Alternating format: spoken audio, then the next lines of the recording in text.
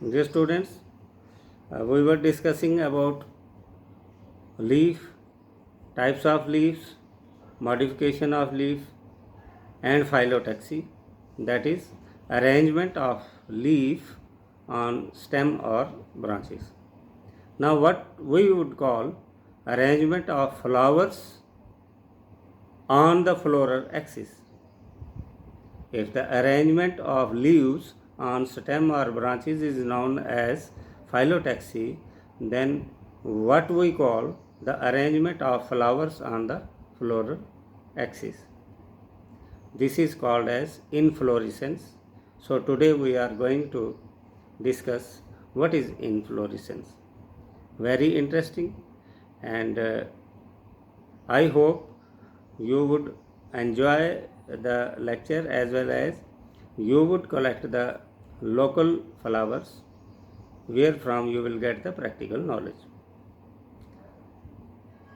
I just told you the arrangement. Arrangement means how the flowers are developed on the axis, whether they are in the terminal position, whether they are in the side position. On their position, inflorescence is of two types. One is racemose and other is cymose. Now how to remember? Race लगाना. In this type the main axis continues to grow. इसमें जो है main axis जो है वो बढ़ते ही रहती है. यहाँ पर फ्लावर नहीं होगा, टिप पर फ्लावर नहीं होगा, साइड पे फ्लावर्स होंगे, ये बढ़ता जाएगा, फिर साइड पे फ्लावर निकलेंगे, फिर बढ़ता है. This is racemose type. और इसकी एग्जांपल है हमारे पास सरसों मस्टर्ड जिसे कहते हैं, लर्क्सपुर, स्नैप ड्रैगन एक्स्ट्रा. बहुत सी एग्जांपल्स आप डे टू डे लाइफ में देख सकते हैं. Then cymose. once racemose is clear to you, then cymose is automatically clear to you. In case of cymose, there is a terminal flower on the, it means there is limited growth. क्योंकि जब terminal पे ही flower बन गया तो यहाँ से आगे growth जो है वो स्टॉप हो जाएगी. तो एग्जाम्पल है हमारे पास jasmine, drosera extra. Now very interesting portion we are going to discuss about flower. Flower is the reproductive part of the plant and the main parts of the flower are calyx, corolla, androecium and gynoecium. Calyx also known as sepals, corolla also known as petals, sepals, petals, androecium and gynoecium. If a flower is having both the sexes of male and female, means stamens are also present and ovaries also present, then it is bisexual. And if it has only one type of sex, either male or female, then it is unisexual. Now some very useful terms, and I hope you would remember them, and you are supposed to repeat them number of time, then and only then you would remember them. और ये जो terms हैं ये आगे बहुत ज़्यादा काम आने वाली हैं आपको. आगे जब मैं आपको फ्लोरल डायग्राम समझाऊंगा तो वहाँ ये टर्म्स यूज़ होंगी. अभी भी मैं देख रहा हूँ कि बच्चे सभी लोग ज्वाइन नहीं कर रहे हैं, ना वीडियो देख रहे हैं. आप बेटा रिस्क ले रहे हो अपना. टीचर्स लोग पढ़ा रहे हैं, सभी लोग हम जी जान से अपनी कोशिश कर रहे हैं, लेकिन अभी आप में मैच्योरिटी नहीं आई है. अभी भी आप लाइटली ले रहे हैं. पेरेंट्स भी आपको प्रेस कर रहे हैं, पेरेंट्स आपको फ़ोन प्रोवाइड कर रहे हैं, लेकिन आप फ़ोन लेकर या तो वीडियो गेम्स खेलते रहते हो या लाइटली लेते हो. सीरियसली बेटा आप अपने पाँव पे कुल्हाड़ी मार रहे हो. तो एक बार फिर मैं आपसे रिक्वेस्ट करूँगा, ठीक है खेलने के बाद खेलें, लेकिन जब पढ़ना है तो फिर सीरियस हो जाना है. गिरो जब सजदे में तो फिर उठने का नाम मत लो, कि दिनों अदब के यही कुछ औसाब होते. जब भक्ति में लीन हो जाना है, इबादत के लिए गिर जाना है, तो फिर उठने का नाम नहीं लेना. जब पढ़ाई में लीन हो जाना, फिर पढ़ाई में ही पढ़ जाना. जब खाना खा रहे हो तो फिर तो बात भी करनी अलाउड नहीं है कि बस उस खाने में ही लीन हो जाए, उसी को ध्यान कहते हैं। ओके, एक बड़ी यूज़फुल टर्म आपको बताऊंगा, एक्टिनोमार्फिक। जो वर्ड आप सुनोगे इसको इस तरह से दिमाग में फीड कर देना कि ये आपको जीवन भर भूले नहीं। एक्टिनोमार्फिक ऐसे फ्लावर्स होते हैं जिनमें रेडियल सिमिट्री होती है।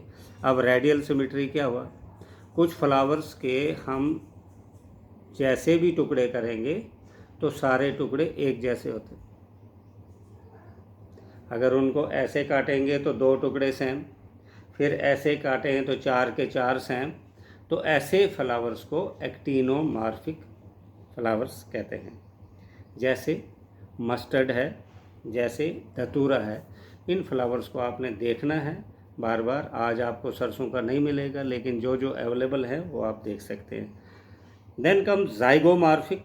If the flowers have bilateral symmetry, मतलब अगर हम सिर्फ उनके 2 सिमिलर हिस्से कर सकते हैं, इससे फर्दर अगर उनके हिस्से करेंगे तो वो सिमिलर नहीं होंगे।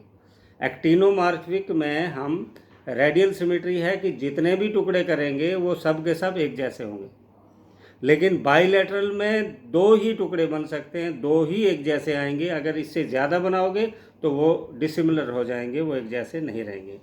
आई think it is clear to you what is actinomorphic and what is zygomorphic.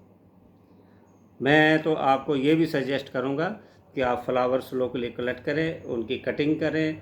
Cutting करने के बाद देखें क्या दोनों पार्ट्स एक जैसे हैं, क्या चारों पार्ट एक जैसे हैं, कितने पार्ट्स हो सकते हैं, इसमें रेडियल सिमिट्री है या जाइगोमार्फिक है, इसको ध्यान में रखना है। Then comes asymmetric irregular. If it cannot be divided into 2 similar half. एक तो था कि 2 पार्ट्स में हो जाता है बाइलेटरल, एक था कि जितने मर्जी पार्ट्स बना दो वो आ गया रेडियल सिमिट्री, और एक आ गया कि उसके 2 पार्ट्स भी नहीं बन सकते। अगर उसके 2 पार्ट्स भी बनाएंगे, जैसे ये फ्लावर है मेरे सामने, अब अगर इसको मैं इधर से काटूं या इधर से काटूं तो ये सिमेट्रिकल नहीं बनेगा। लेकिन चूँकि ये मुरझा चुका है, अगर ये बिल्कुल सही होता तो इसके ये बिल्कुल रेडियल सिमेट्री आ जाती है। ये लिली फ्लावर है, इसको लिली फ्लावर आपके आसपास जितने भी पाए जाते हैं, फ्रेश फ्लावर लेना है जिसके पिटल्स इंटैक्ट हों, तो आप इसको काट के देखेंगे तो इसमें रेडियल सिमेट्री आ जाएगी। देन ट्राइमेरस, टेट्रामेरस और पेंटामेरस। नाउ पहले मैंने बता दिया आपको एक्टिनोमार्फिक, जाइगोमार्फिक और असिमेट्रिक, 3 मैंने बताया आपको। अब है trimerous, tetramerous and pentamerous. When floral appendages that is petals, अगर ये पिटल्स 3-3 के सेट में हों तो ट्राइमेरस, अगर 4-4 के सेट में हों टेट्रामेरस, 5-5 के सेट में हों तो पेंटामेरस। बिल्कुल सिंपल है। अगर इसके पिटल्स का अरेंजमेंट 3-3 में हो, 3 एक जैसे, फिर 3 एक जैसे, फिर 3 एक जैसे, तो दैट इज़ ट्राइमेरस। अगर 4-4 का सीक्वेंस है तो टेट्रामेरस, अगर 5-5 का है तो पेंटामेरस। अगर फ्लावर्स के नीचे ब्रैकेट्स भी हैं तो ब्रैकिएट। फ्लावर्स के नीचे अगर ब्रैकेट्स भी हैं तो ब्रैकिएट, अगर ब्रैकेट्स नहीं हैं तो इम्ब्रैकिएट। अब ओरी के बारे में थोड़ा सा बताते हैं। जैसे मैं ये फ्लावर को आपको ऑपरेशन करके भी थोड़ा सा बता सकता हूँ।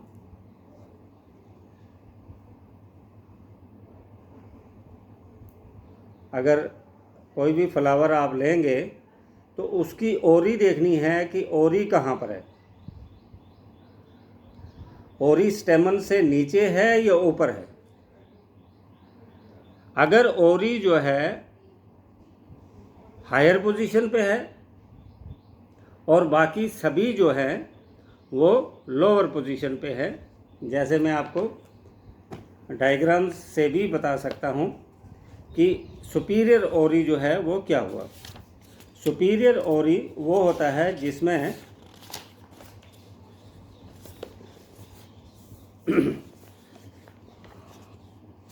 यहाँ देखिए ये सुपीरियर ओरी है, यहाँ पर ये जो राउंड सा है यहाँ पर आप इसको देखिए कि ये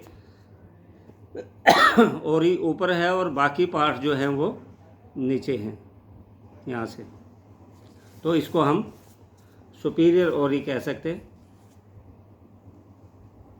और यहाँ पर भी तकरीबन लेवल बराबर है, लेकिन यहाँ पर आप अगर देखेंगे तो यहाँ ओरी नीचे और बाकी पार्ट्स ऊपर हैं। इसको हम सुपीरियर ओरी कहेंगे। इसको हम सुपीरियर जब ओरी है तो इसको बोलेंगे हाइपोगाइनस, हाइपो हाइट, और दूसरी gynoecium is in the centre and the other parts located on the rim of thalamus. बाकी पार्ट्स जो है इसके थैलमस पर हैं और ये ओरी सेंटर में है, तो इसको हम बोलेंगे पेरिगाइनस। और यहाँ पर आप देख रहे हैं कि ओरी नीचे है और बाकी पार्ट्स ऊपर हैं, इसको बोलेंगे एपिगाइनस।